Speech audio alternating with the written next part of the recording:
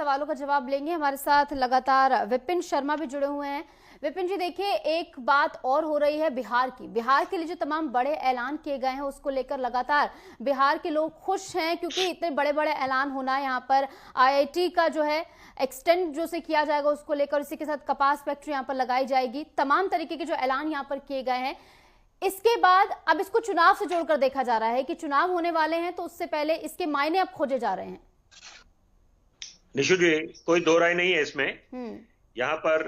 कि आप तो बिहार की बात कर रहे हैं, मैं पहले दिल्ली का जिक्र करूंगा जो राजधानी है, क्योंकि चुनाव तो अब बस कुछ घंटे ही दूर रह गए हैं। 5 फरवरी को दिल्ली वाले वोट डालने जाएंगे, उनमें से एक मैं भी हूं, मैं भी दिल्ली का वोटर हूं। तो यहाँ पर निश्चित बात है कि कई बातों को मद्देनजर रखते हुए ये जो आज बजट पेश हुआ है, तो यहाँ पर ये बात बिल्कुल मैं इत्तेफाक रखूंगा। आपने जो सवाल उठाया है कि चाहे ग्रीनफील्ड एयरपोर्ट्स की बात करें बिहार में, और कपास की बात करें, ऐसी अनेक योजनाओं की बात करें, एजुकेशन सेक्टर की बात करें, तो यहाँ पर, और क्योंकि साथ में ये भूलना नहीं चाहिए कि जेडीयू का जो समर्थन मिला हुआ है और वो बड़ा उसकी अहमियत है, क्योंकि यहाँ पर अगर क्योंकि 240 पे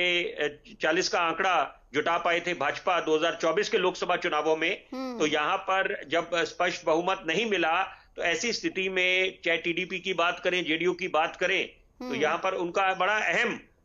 योगदान है, बड़ी अहम भूमिका में है। तो यहाँ पर अब कई बातों को मद्देनजर रखा गया है। बहरहाल देखिए, क्योंकि अभी सोनी साहब ने जो बात बोली, मैं बिल्कुल इत्तेफाक रखूंगा यहाँ पर कि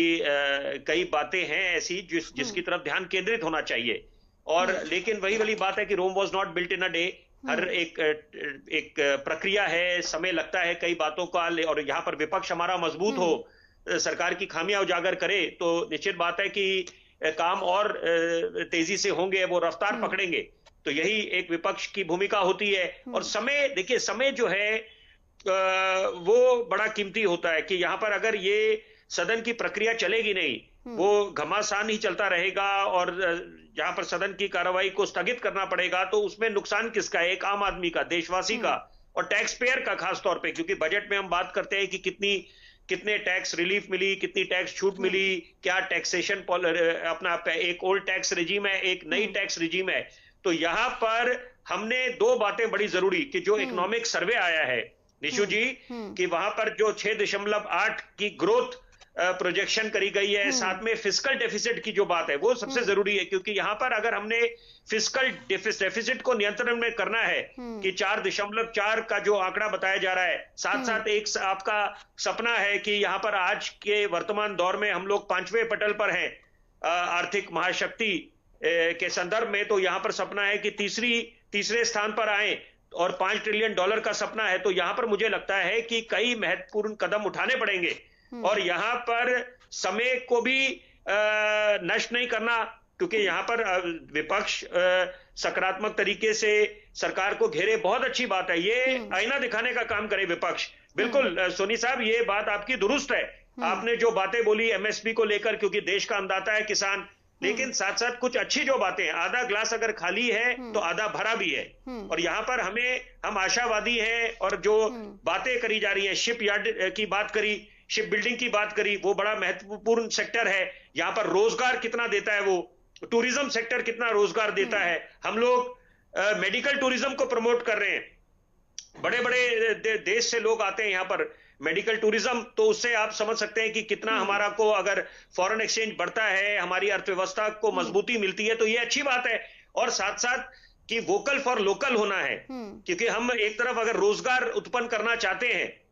तो साथ साथ वोकल फॉर लोकल, स्वदेशी अपनाना पड़ेगा। आत्मनिर्भर अगर हमने बनना है, हम लोग विश्व गुरु बनने की बात करते हैं, आत्मनिर्भर बनने की बात करते हैं, तो यहां पर ध्यान वहां जाना चाहिए कि जैसे मैंने उदाहरण दिया आयात निर्यात की, कि ऐसे ना हो कि हम इंपोर्ट ज्यादा कर रहे हैं, एक्सपोर्ट कम हो रहा है। तो यहां पर क्या इंसेंटिव्स मिल रहे हैं एक्सपोर्टर्स को, क्योंकि ये बहुत बड़े स्तंभ हैं, पिलर्स हैं, जैसे कनेक्टिविटी को बोला जाता है, कितने हाईवेज बने हैं। और नॉर्थ ईस्टर्न सेक्टर जो है, देखिए, बड़ी जरूरी बात मैं चाहता हूं आज इस चर्चा में उस बात का जिक्र हो, क्योंकि हम जो नए भारत के निर्माण की बात कर रहे हैं, हम लोग राष्ट्र निर्माण की बात करते हैं, तो ये जो कहानी है वो अधूरी है जब तक हम सही मायने में जो हमारे 7 नॉर्थ ईस्टर्न स्टेट्स हैं and the mountain state of Sikkim, जब तक उनको सही मायने में इंटीग्रेट ना करें मेन स्ट्रीम में, वहां पर यह पता होना चाहिए कि जैसे मिसाल के तौर पे जो डोनर मिनिस्ट्री को फंड्स मिलते हैं development of north eastern region को, तो वहां पर यह सरकार का दायित्व है कि वहां पर बिल्कुल स्थिति साफ करे, दूध का दूध पानी का पानी हो जाए कि जो फंड्स की यूटिलाइजेशन कितनी हुई है, क्योंकि वहां पर कनेक्टिविटी एक बहुत बड़ा मुद्दा है। निश्चित बात है कि कनेक्टिविटी को लेकर सरकार बिल्कुल तत्पर है। यहां पर काफी अच्छे काम हुए, जम्मू और कश्मीर में जो कनेक्टिविटी हुई है वो बहुत बढ़िया, सराहनीय। तो लेकिन साथ साथ नॉर्थ ईस्टर्न स्टेट्स को आप इग्नोर नहीं कर सकते वहां पर, क्योंकि वहां पर आप करेंगे तो सही मायने में वो दिन दूर नहीं जब हम उस दौर को दोबारा लेके आ सकते हैं जब हिंदुस्तान को सोने की चिड़िया कहा जाता था, the land of the golden sparrow. और साथ साथ हमें हिंदुस्तान को महाशक्ति बनाना है, और ये भूलना नहीं चाहिए कि जो ब्रेन ड्रेन होता है, क्योंकि यहां पर अगर हम हिंदुस्तान को educational destination of the world बनाए, जैसे मेडिकल टूरिज्म डेस्टिनेशन बनने की कगार पे है हिंदुस्तान, यहां पर हमारे पास इंफ्रास्ट्रक्चर है, डॉक्टर्स है वर्ल्ड क्लास, तो यहां पर अगर हम लोग टूरिज्म को बढ़ावा देते हैं और एजुकेशनल डेस्टिनेशन बनाते हैं, न्यू एजुकेशन पॉलिसी आई है, तो यहां पर देखिए कई चीजें करनी है, और यहां पर एनपीएस की तरफ ध्यान होना चाहिए, नॉन परफॉर्मिंग एसेट्स की तरफ। बहुत ही न्यूट्रल अप्रोच आपकी रही है इस बजट को लेकर, और जस की तस बातें जो है आपने कही है। बिल्कुल नॉर्थ ईस्टर्न स्टेट्स में भी कनेक्टिविटी कम है, कई और स्कोप्स हैं जहां पर कनेक्टिविटी बढ़ाने को लेकर काम किया जाना है, हालांकि इसको लेकर काम किया जा रहा है, लेकिन आगे भी क्या क्या